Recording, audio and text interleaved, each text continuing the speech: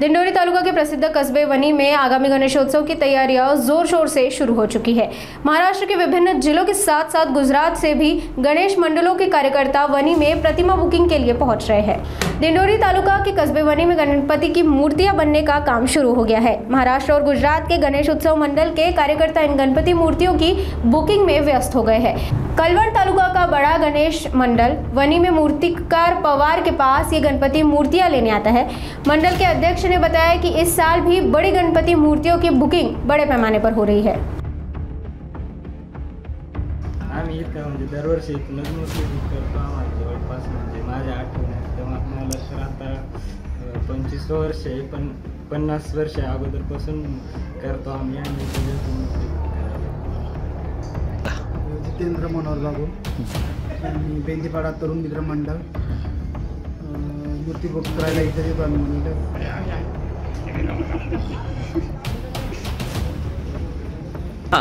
अशोक तुळशीराम बाबू बेंदीपाडा तरुण तालुक्यातून आलो आहे आम्ही। वणी येथे गणपती खरेदी करण्यासाठी। याच्यापूर्वी आमच्याकडे होते, आता आम्ही तरुण मित्र मंडळ तरुण पोरांकडे देऊन टाकले।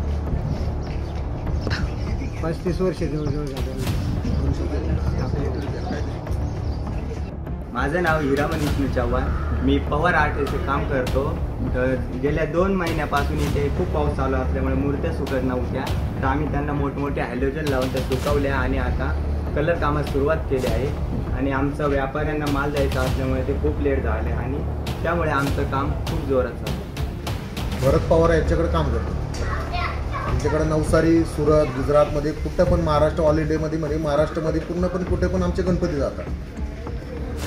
भाऊंकरचं कम से कम त्यांचं आयुष्य पूर्ण गणपती बनवण्यामध्येच गेलं आहे। शाडू माती धरा तुम्ही पीओपीचे कोणत्या पण मला गणपती बनवून भेटता आपल्याकडे रिजनेबल रेटमध्ये होलसेलमध्ये।